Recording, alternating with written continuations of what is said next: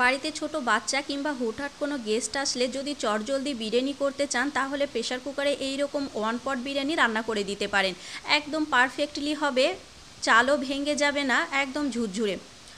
বিরিয়ানি রান্না করার জন্য এখানে আমি 500 গ্রাম মতো চিকেন নিয়ে নিয়েছি। চিকেনটাকে খুব ভালো মতো পরিষ্কার করে ধুয়ে নিয়েছি। এবার লেবুর রসটা মাখিয়ে রেখেছিলাম, সেটা স্কিপ হয়ে গিয়েছে। দিয়ে দিলাম আদা রসুন বাটা 1 টেবিল চামচ করে, মানে হাফ টেবিল চামচ করে দিয়েছিলাম, যেহেতু আমি বিরিয়ানিটা অল্প পরিমাণে অল্প বানাচ্ছি। দিয়ে দিয়েছিলাম টেস্ট অনুযায়ী লবণ 1 টেবিল চামচ, মানে হাফ টেবিল চামচ জিরের গুঁড়ো, হাফ টেবিল চামচ ধনিয়া গুঁড়ো, হাফ টেবিল চামচের কম, একটু কম দিয়েছিলাম। আর আজকে আমি বিরিয়ানিটা কাঁচা লঙ্কা দিয়ে বানাবো, লঙ্কার গুঁড়ো দেবো না, যেহেতু বাচ্চার জন্য বানাচ্ছি। দিয়ে দিলাম 2 থেকে 3টে কাঁচা লঙ্কা, আর কাশ্মীরি লঙ্কার গুঁড়ো দিয়েছিলাম হাফ টেবিল চামচ, জাস্ট একটু কালারের জন্য।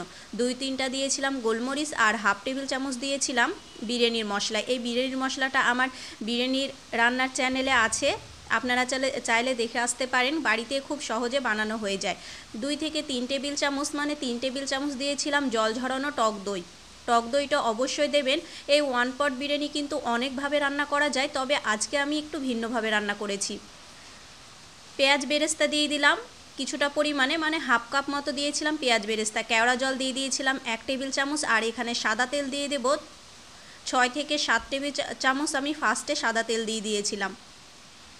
আর বিরিয়ানি রান্নাতে অবশ্যই সাদা তেলটা ব্যবহার করবেন, তাহলে কিন্তু বিরিয়ানিটা পারফেক্টলি হবে। সমস্ত কিছু উপকরণ দেওয়া হয়ে গেলে এই ম্যারিনেশনের কাজটা খুব ভালো মতো করতে হবে, খুব ভালো মতো চিকেনটাকে মেখে নিতে হবে। খুব সুন্দর মতো মাখিয়ে নিয়ে 10 থেকে 15 মিনিট আমি রেস্টে রেখে দেবো। হাতে যদি খুব একটা সময় থাকে তাহলে আপনারা 20 থেকে 25 মিনিটও রেখে দিতে পারেন।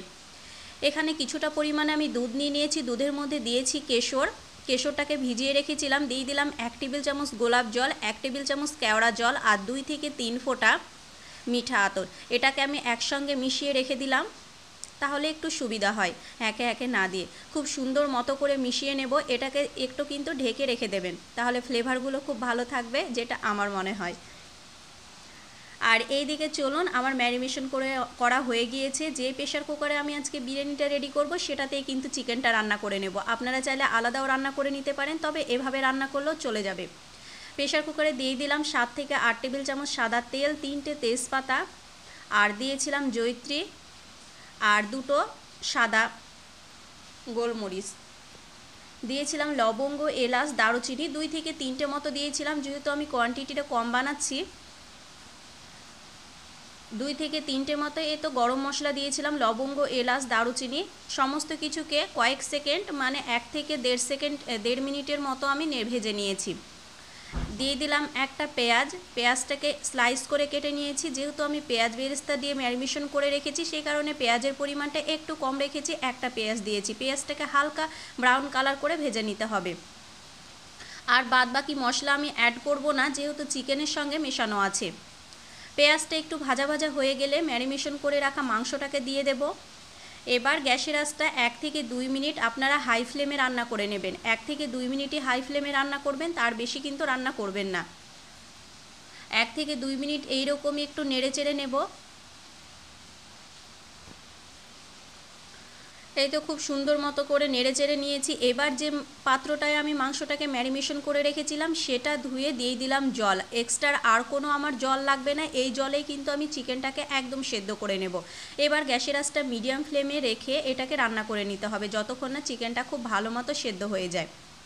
গ্যাসের আঁচটা মিডিয়াম ফ্লেমে রেখে 10 থেকে 15 মিনিটের মধ্যেই কিন্তু রেডি হয়ে যায়, বেশিক্ষণ লাগবে না, যেহেতু এটাকে আমি ম্যারিনেশন করে রেখেছিলাম। এই তো কিছুক্ষণ কষানোর পর দিয়ে দিলাম ভেজে রাখা 3টে আলু। আলুটাকে আমি লবণ আর হলুদ দিয়ে কিন্তু আগে থেকেই ভেজে রেখেছিলাম। আবারও খুব সুন্দর মতো করে নেড়ে চেড়ে নেব 5 থেকে 6 মিনিট। আর রান্না করলে কিন্তু আমার মাংসটা খুব ভালো মতো সেদ্ধ হয়ে যায়।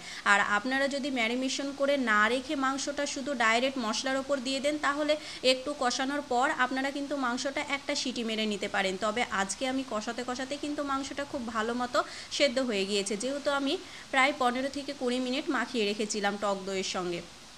এই তো খুব ভালো মতো কিন্তু মাংসটা আমার সেদ্ধ হয়ে গিয়েছে।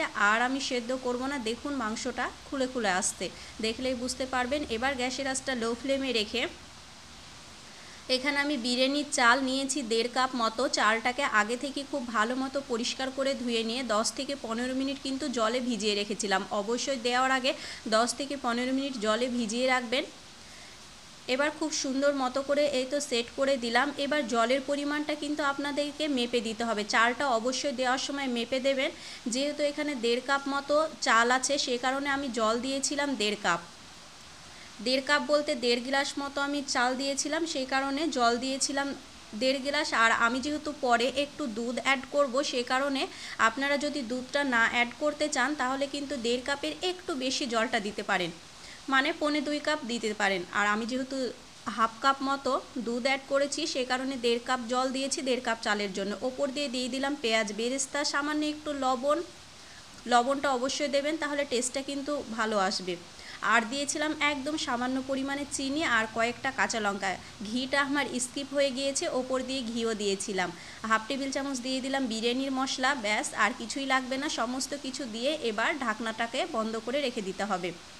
জাস্ট একটা সিটি দেবেন, একটার বেশি কিন্তু একদমই সিটি দেওয়া যাবে না, তাহলে কিন্তু বিরিয়ানিটা একদম ঘেটে হয়ে যাবে, নরম হয়ে যাবে। আমি একটা সিটি দিয়েছিলাম, আর যতক্ষণ না নিজে থেকে খুলে আসবে ততক্ষণ কিন্তু আপনারা প্রেসার কুকারের ঢাকনাটা একদমই খুলবেন না। দেখুন কতটা পারফেক্টলি হয়েছে, আর চালটাও কিন্তু মানে ভাতটাও কিন্তু একদম ছেড়ে ছেড়ে এসছে, একটা একটা দানা হয়ে এসছে। ভাতটা কিন্তু পারফেক্টলি সেদ্ধও হয়ে গিয়েছে আর ঝুরঝুরে হয়েছে সুন্দর মতো। আমার বিরিয়ানি কিন্তু ঝটপট একদম রেডি। বাড়িতে বাচ্চারা থাকলে এই রকম ঝটপট বিরিয়ানি বানিয়ে দিতে পারেন, খেতেও কিন্তু ভীষণ টেস্টি হয় আর বানানো তাড়াতাড়ি হয়ে যায়। আমি যেহেতু চটজলদি বানিয়েছিলাম, সেই কারণে ভাবলাম চলুন আপনাদের সঙ্গে শেয়ার করি, আপনাদের কাজে লাগতে পারে। দেখুন কতটা সুন্দর পারফেক্টলি ঝুরঝুরে হয়েছে, মাংসটাও সেদ্ধ হয়ে গিয়েছে, আলুটাও সেদ্ধ হয়ে গিয়েছে। রেসিপিটা কেমন লাগলো অবশ্যই কমেন্ট করে জানাবেন, ভালো লাগলে লাইক শেয়ার করতে ভুলবেন না, আর বাড়িতে একবার হলো এইরকমভাবে বানিয়ে খেয়ে দেখবেন।